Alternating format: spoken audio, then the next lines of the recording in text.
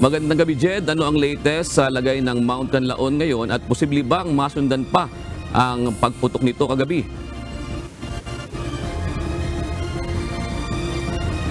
June, ayon sa hepe ng Volcano Monitoring and Eruption Prediction Division ng PVOX ay maaari pa o posible pang masundan ang pagsabog ng Mount Canlaon, kaya inabisuhan ang ating mga kababayan na malapit sa bulkan na huwag magpakampante.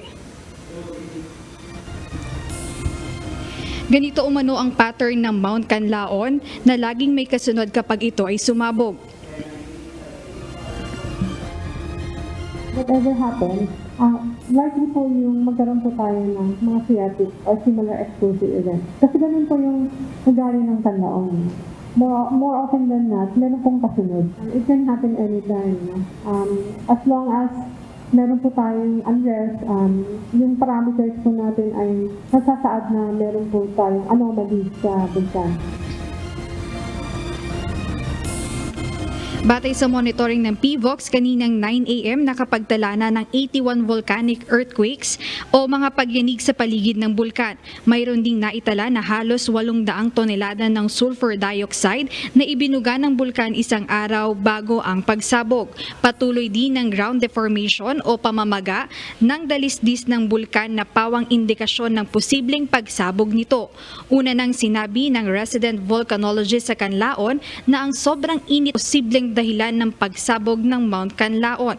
Ito umano ang maaaring nagtulak sa tubig sa ilalim ng bulkan at nagbuga ng incandescent elements. Samantala, mahigpit na paalala ng Department of Health na maging mapagbantay at iwasang pumasok sa 4-kilometer radius na Permanent Danger Zone o PDZ ng Mount Canlaon. Ito'y upang mabawasan ang panganib mula sa biglaang pagsabog, pagbagsak ng bato at pagguho ng lupa. Kaugnay sa pag-ulan ng abo o ashfall, ang bawat residente ay dapat magtakip ng ilong o bibig gamit ang basa, malinis na tela o dust mask. Mas maigi rin manatili sa loob ng bahay at iwasang lumabas kung hindi kinakailangan, partikular ang mga bata, matatanda at may mga sakit na hika o problema sa baga.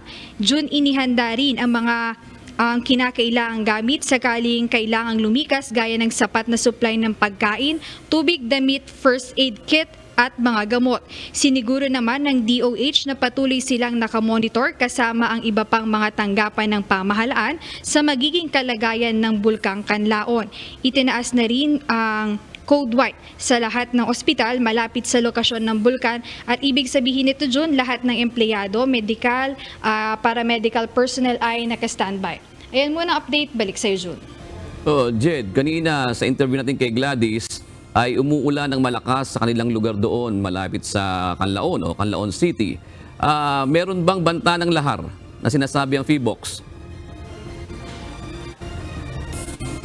Yes, Jun, natanong nga yan kanina kung may posibleng banta ng lahar. At ayon nga sa PVOX ay posible ang lahar flow kung sakaling ganito nga na mayroong mga malakas na pag-ulan. At syempre kailangan din ay may sufficient na abo o yung ashfall na inilabas ng pagsabog ng bulkan. At sa kasalukuyan nga sabi ng PVOX ay kaunti pa naman yung abo o yung ashfall na idinulot ng pagsabog. Kaya medyo mababa pa yung posibilidad na magkaroon ng lahar flow kahit nga malakas yung pag-ulan sa lugar. Ibig sabihin, kung may lahar man, hindi aabot doon sa mismo mga community. Parang doon lang sa watershed ng bulkan. Tama ba yun, Jed?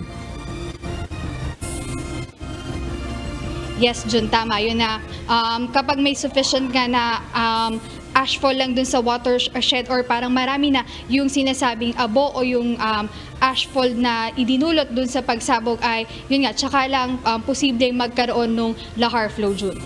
No, bakit sa kabila, Jed, na sinasabi kanina ng PVOX na yung kanilang gamit ay makabago doon sa heavily monitored yung bulkan, at para ang yung pag-aanunsyo ay biglaan? Gano'n na, Jed, sabi ng mga ilan natin mga kababayan.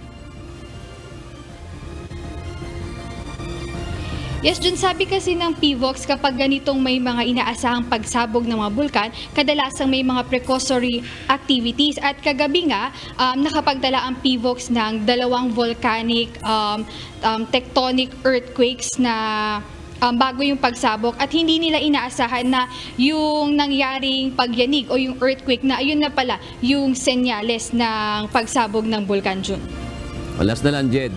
Bakit ang term na ginamit ngayon ng PHIVOLCS ay explosive eruption at hindi phreatic o magmatic?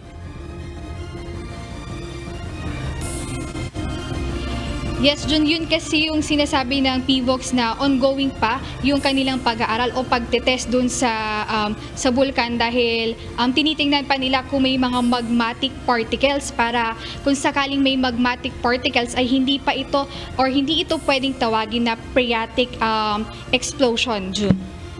Alright, maraming salamat, Jed. Go ahead, Jed. Go ahead. Magmatic. Yes, Jun, meron kang huling sinabi. dahil tinitingnan pa nila kung may mga magmatic particles, hindi pa nila ginamit yung dalawang term na yon para safe, Jun. Maraming salamat, Jed Neresida.